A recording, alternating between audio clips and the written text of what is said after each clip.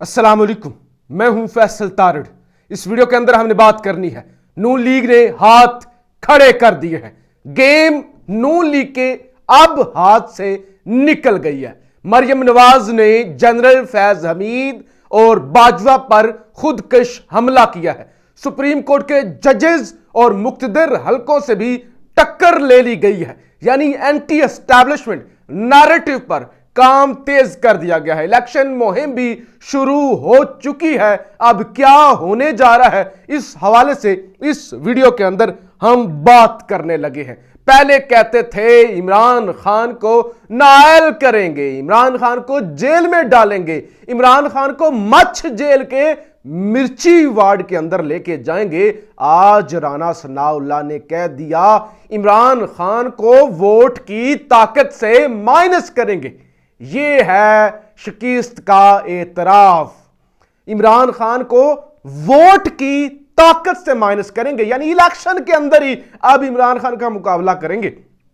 वैसे माइनस करने वाला मंसूबा जो है उससे लगता है कि मुक्तदर हलकों ने भी हाथ खड़े कर दिए हैं। वो जो लेवल प्लेइंग फील्ड बनाने का एक ख्वाब देखा जा रहा था, अब बात वहां से होती हुई इलेक्शन के अंदर मुकाबला करने तक बात आ चुकी है। शाहिद खाकान अब्बासी मुस्ताफी हो चुके हैं।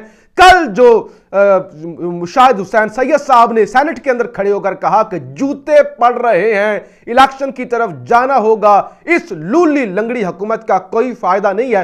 उससे यह अंदाजा हो गया था कि नून लीग को अपनी औकात का पता चल गया है कि हमारी औकात क्या है। बहावलपुर के अंदर जी मरियम नवाज ने एक जलसी से खिताब किया है और वहां पे मरियम बड़ी वो इनकलाबी और ची गवेरा की रूह उसके अंदर आई भी थी, जिस तरह से बोल रही थी। कहती हैं इन अनाड़ियों ने मैशत पर खुदकश हमला किया है। अब मुझे नहीं पता कि वो चचा जान की बात कर रही हैं, इसहाक डार की बात कर रही हैं, या वो इमरान खान की बात। कहती हैं इन अनाड़ियों ने मैशत पर खुदकश हमला किया है। शुक्र करें पाकिस्तान बच गया है, शुक्र करें। कहती शुक्र करें हमने पाकिस्तान को बचाया है, शुक्र करें बच गया है। अगर इसको बचा हुआ कहते हैं ना, इसको बचा हुआ कहते हैं कि फतेह जंग के अंदर वाल चाकिंग हो रही है तहरीक हिंदुस्तान की, पेशावर के अंदर खुदकश धमाके हो रहे हैं, स्वाबी के अंदर खुदकश धमाके हो रहे हैं, पेट्रोल डॉलर मिल नहीं रहा, गरीब रोटी के लिए मर रहा है, बिलक रहा है, अच्छे खासे लोग भीख मांगने पर मजबूर हो गए, ये हालत हो गई इस मुल्क की। तो फिर अगर इसको बचना कहते हैं तो फिर क्या ही बात है। कहते शुक्र करें और शुक्र करें इतने का मिल रहा है, ये जो पेट्रोल मिल रहा है ना, कहते शुक्र भी करें इतने का मिल रहा है, शुक्र करें बच गया है। अच्छा जी, कहती है मियां नवाज शरीफ ने मुल्क को श्रीलंका बनने से बचा लिया। कैसे कैसे? मतलब वो मफरूर तो लंदन बैठा हुआ है, उसने कैसे बचा लिया? यानी शहबाज शरीफ का नाम ही नहीं, साग डार का नाम ही नहीं। यहां जो वो एड़ियां रगड़ रहे हैं, जो कहते हैं वतन की मट्टी मुझे एड़ियां तो रगड़ने दो, मुझे उम्मीद है चश्मा यहीं से निकलेगा, स्पीकर भी सारे तोड़ देते हैं आगे पड़े हुए। उनका कोई नामो निशान ही नहीं, उनका कोई क्रेडिट नहीं। कहती हैं शुक्र करें मियां नवाज शरीफ ने मुल्क को श्रीलंका बनने से बचा लिया। फिर 15 दिन पहले एक मैंने आपको खबर दी थी, जो लोग मुझे रेगुलर देखते हैं वो जानते होंगे। मैंने 15 दिन पहले कहा था लंदन के अंदर मीटिंग हुई है, वहां पे प्लान ये बना है एंटी एस्टैब्लिशमेंट नैरेटिव चलाना है और उस नैरेटिव के अंदर 5 शख्सियात को टारगेट करने हैं। मैंने नाम भी लिए थे। पहला नाम था मियां साकिब निसार, जस्टिस आसिफ सईद खोसा, जिसमें Imran Khan, general Faiz Hameed, general retired Qamar Javed Bajwa. आज मरियम नवाज ने वही बात कह दी, खोसा हो। कहती हैं खोसा हो, डैम वाला बाबा हो, इमरान खान हो या दो बिसाखियां हूं, यानी फैज और बाजवा सब अपने अंजाम को पहुंच गए। कहती है मैं इनका आइंदा आने वाले दिनों में तस्वीरें भी दिखाऊंगी, मैं आपको बताऊंगी कैसे चकवाल के अंदर हजारों किनाल जमीन खरीद ली, कैसे बाजवा ने दुबई के अंदर प्रॉपर्टीज खरीद ली, पैसा ट्रांसफर किया, और फिर इमरान खान का मैं सबका बताऊंगी कैसे डैम वाले बाबा ने भी फ्रॉड किया। उसने कहा साकिब निसार ने नवाज शरीफ से कुर्सी नहीं छीनी, गरीब से रोटी छीन ली, गरीब से उम्मीद छीन ली। नवाज शरीफ को पाकिस्तान की तारीख से निकाल दो तो पीछे खंडरात बचते हैं। कहती है नवाज शरीफ के दौर को निकाल दें پیچھے بچتا کیا ہے پاکستان کے پاس؟ رہ کیا جاتا ہے؟ جو بھی منصوبے ہیں پاکستان کے اندر وہ نواز شریف کے ہیں، اور پھر عمران خان کی بڑی کاپی کی گئی، وہ ساری چیز یار عمران خان کی کاپی مارتے ہیں۔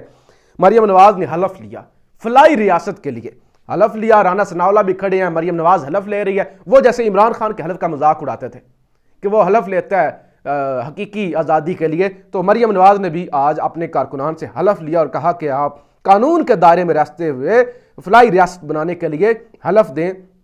اچھا، پھر ایک اور لطیفہ، جب بھی الیکشن ہوں گے نون لیگ کلین سویپ کرے گی مریم نواز۔ اب جو سب سے اہم بات ہے، دیکھیں جی، اسٹیبلشمنٹ کی ریڈ لائن ہے جنرل باجوہ، وہ کہتے ہیں ہماری ریڈ لائن ہے، ہم دفاع کریں گے، ہمارا سابقہ آرمی چیف ہے، مشرف کے خلاف آج بھی اب بات نہیں کر سکتے، اسٹیبلشمنٹ طاقتور حلقے ان کا دفاع کرتے ہیں، اور اب باجوہ کے خلاف اتنا بھرپور مہم چلائی جا رہی۔ دیکھیں نا، خان نے جب باجوہ کا نام لینا شروع کیا، پرویز الہی نے کہہ دیا، پرویز الہی پہ پریشر آیا، انہوں نے کہہ دیا کہ میں برداشت نہیں کروں گا، پی ٹی آئی والے احسان فراموش ہیں، اور نون لیگ نے کہنا شروع کر دیا باجوہ کے خلاف بولتے ہو، احسان فراموش ہو، آپ کو باجوہ حکومت میں لے کے آیا، باجوہ آپ کی وساخی دی۔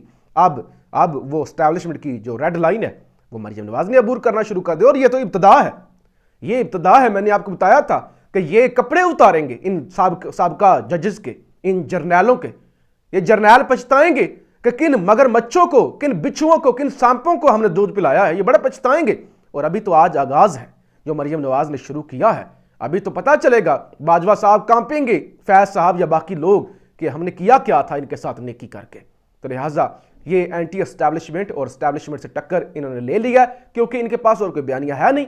مریم نواز نے آج اعتراف کیا، میں مانتی ہوں کہ گھی مہنگا ہے، دالیں مہنگی ہیں، پیٹرول مہنگا ہے، بجلی نہیں ہے، سب کچھ اعتراف کیا، اب اور تو کچھ نہیں ہے، اب بیانیہ چاہیے، اور بیانیہ یہ اینٹی اسٹیبلشمنٹ بنانے کی کوشش کرے۔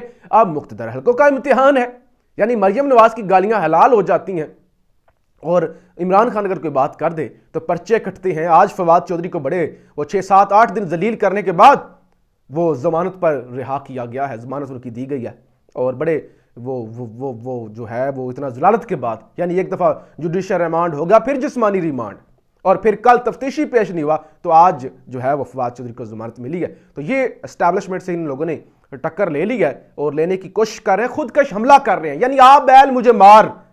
میں نے کہا تھا نا یہ کوشش کریں کوئی لات مار کے ان کو نکالے، کوئی ان کو لات مارے، لات کے انتظار میں ہیں۔ اور اس وقت الیکشن مہم، یہ الیکشن مہم ہے، مریم نواز آپ پورے ملک میں نکلیں گی اور لوگوں کو وہ کسی طرح سے پارٹی بچانے کی کوشش کریں گی، تو الیکشن مہم۔ اور ادھر سے عمران خان نے بھی کہہ دیا کہ ابھی ڈاکٹر اجازت دیتے ہیں اور تھوڑی ایک دفعہ معائنہ ہوتا ہے، پتہ چلتا ہے، تو پھر میں بھی الیکشن مہم شروع کروں گا۔ عمران خان نے کہا میں قائم ہوں اپنے بیان پہ، میں اپنے بیان پہ قائم ہوں جو میں نے بیان دیا تھا زرداری کے اگینسٹ میں، کہ وہ مجھے قتل کروانا چاہتا ہے، کرے قانونی کارروائی جو زرداری نے کرنی ہے۔ عمران خان کہہ دیا کہ میں اپنی بات پر آج بھی قائم ہوں، میں جو ہے ان کا مقابلہ کروں گا اور ان کو ہم چھوڑیں گے نہیں، ان جو قانونی کارروائی کرنی ہے وہ ہمارے خلاف وہ کر لے۔ تو یہ جناب معاملات اس وقت بنے ہوئے ہیں کہ نون لیگ ٹکر لے رہی ہے۔ نون لیگ جو ہے وہ ایک تو انہوں نے ہاتھ کھڑے کر دیے نا، یعنی وہ جو رانا ثناءاللہ نے کہا کہ ووٹ کی طاقت سے ہم مائنس کریں گے،